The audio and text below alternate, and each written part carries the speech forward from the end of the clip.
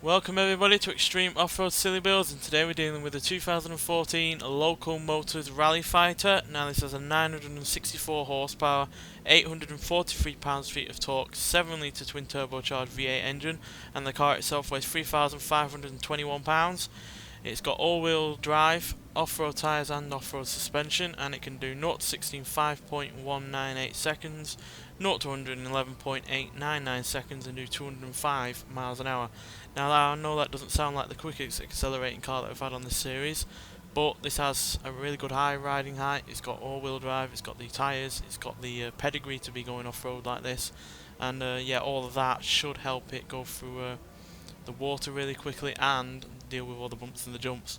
And considering how great that mini X-Raid Countryman was in the last episode, easily being the quickest that we've had so far, then this could hopefully be in that same kind of vein. So let's see what this car can do.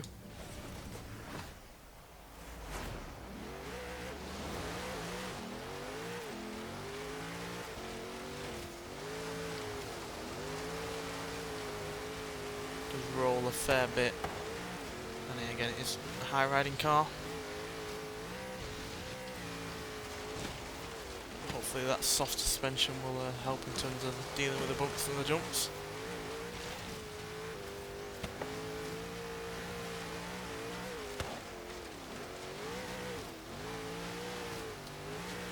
This wasn't even originally all-wheel drive, it was only rear-wheel drive, so it seems to be dealing with it really rather well. I guess it helps that the engine isn't even technically front engine, it's front mid-engine because the engine's behind the front wheels, so there's really not all that much weight up front. And as you can see, it's just ploughing through the water.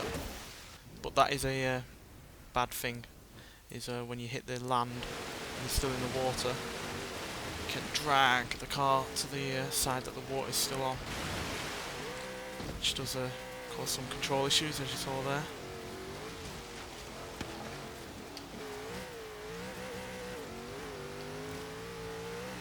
But it's dealing with everything else really well.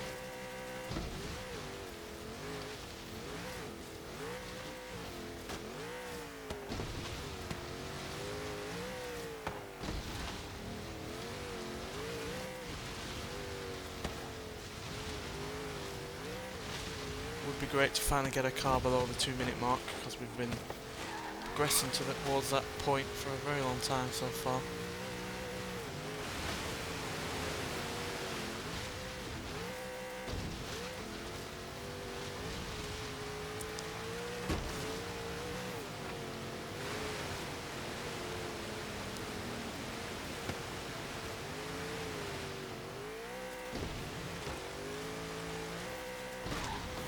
Oh, damn it.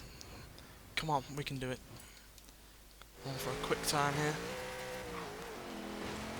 Oh, yeah, it's just behind the Mini at 2 minutes, .721, meaning it's exactly half a second behind that Mini, but that also means that this is the second fastest car that we've had so far, being quicker than the Bowler EXR S and the Ram Runner and the Ford Falcon XR8. And yeah, looks like these kind of vehicles are the kind of ones to use on these kind of courses, because the top 4 is now dominated with off-road racing kind of vehicles, and the Ford Falcon is now the only normal road going car in that top 5. After several of those Fords being dominant for a very long time, they've been slowly pushed down the leaderboard. And yeah, this car was really impressive. I think the only thing that was holding it back was that it was dealing with the power a little bit on the wayward side in areas. Apart from that, though, it was incredible, really. In some cases, maybe even better than the Mini, because it's a lot lighter, so it's a lot more controllable in certain areas, though obviously with less weight, that means it's bounced around a bit more with the soft suspension. But it was really quick in terms of acceleration, far quicker than those numbers would suggest, and yeah, to be only half a second behind that Mini, considering I think that had more power than this. Let me just check. Yeah, slightly more power. 975.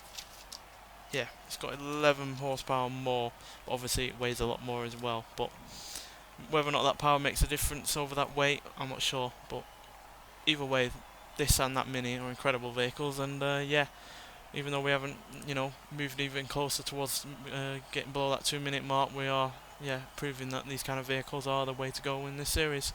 Anyway, thanks for watching, and I'll see you in the next one. Bye.